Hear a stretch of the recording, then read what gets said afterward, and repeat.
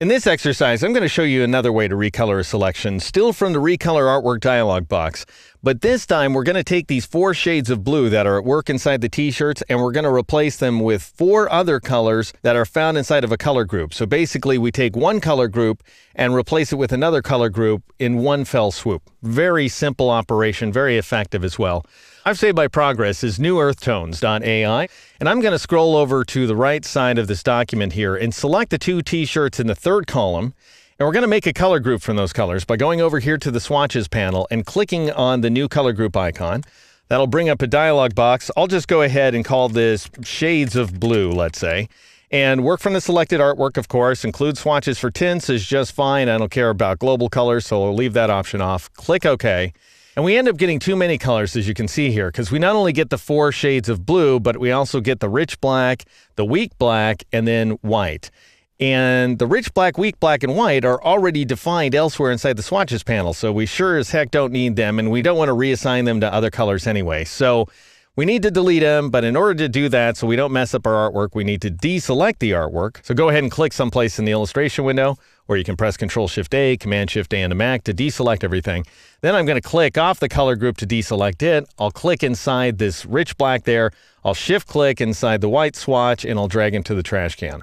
All right, now we have a nice 4-color group, which is great. I'm going to click on it to make it active here. And hopefully that will now make it the active harmony rule here inside the color guide panel. It is, that's great. Now let's switch back to the swatches panel, and here's the idea. We need to find a color here, either in the swatches panel or you can define it in the color panel. It's up to you. That is a different color for which we want to replace this first color inside the group. So this first color inside the group is going to be our key color, our base color for our modifications. So what would we like to change it to? Well, this red looks good to me if we want to come up with a pair of red t-shirts, for example. So I'm going to go ahead and click on that swatch to make it active. And then I'm going to tweak it slightly inside the color panel, ever so slightly, just to give you a sense that you can do this kind of thing. I'll just go ahead and reduce the yellow value to 85%, let's say, and I'll take the cyan value up to 20%. So just a slight modification. Then I'll go over to the color guide panel. And again, the only reason I did that was just to demonstrate that you can either work from the swatches panel, you can work from the color panel, you can work from both if you want. Now notice that our previous harmony is still in place. So we now have red as the base color. And if you don't, go ahead and click on that little red guy there. And then you will have a few shades of red that are analogous to the shades of blue that are already assigned to the t-shirt right now. So that should work out beautifully for us. Now I'll drop down here to the bottom right corner of the color guide panel, and I'll click on that little folder with the plus sign in order to create a new color group. And then I'll switch over to the swatches panel, and there it is. And if I want to, I could rename it by selecting that group and then going up to the flyout menu and choosing color group options. And then I would go ahead and call this red shades, like so. Click OK in order to create that new color group. All right, let's employ this color group to recolor these 2 t-shirts right there. So I'll select them. I'll go up to the recolor artwork icon, click on it. That brings up the recolor artwork dialog box. And then let's go ahead and expand the dialog box to the right there by clicking on that icon to the far right side of the dialog box. That exposes the color groups. And now notice that I can click on red shades. And that's all there is to it. It just goes ahead and reassigns all the colors inside the t-shirts to analogous shades of red. Now then, if I wanted to tweak those colors, I sure as heck can. I could go to the edit option right there, make sure all of my colors are linked together, which they are.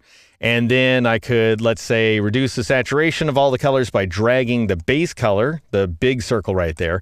And if I wanted to make the colors a little oranger like so, then I could move them around. That is, drag that base color around. I am now moving one of the other colors that's not a base color. So I'm modifying the saturation of, it looks like the shadows in this t-shirt or something, or possibly the base color in the t-shirt is what I'm changing. Yes, indeed, that was it. And now I might make this guy a little more saturated and a little oranger as well. So whatever modifications you want to make, go ahead and make them.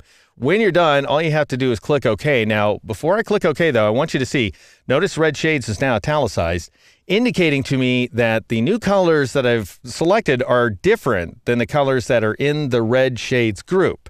So when I click OK, Illustrator is going to say, hey, do you want to save the changes to that group? Now, you recall I was complaining like crazy about this alert message a few exercises ago because if there's nothing selected on screen, there's no reason when you're inside the Edit Color dialog box that you wouldn't save your changes. However, if something is selected, it does make sense that Illustrator asks you. It's just, you don't have to figure out the difference, don't you know? But anyway, in this case, it's like, well, I don't know.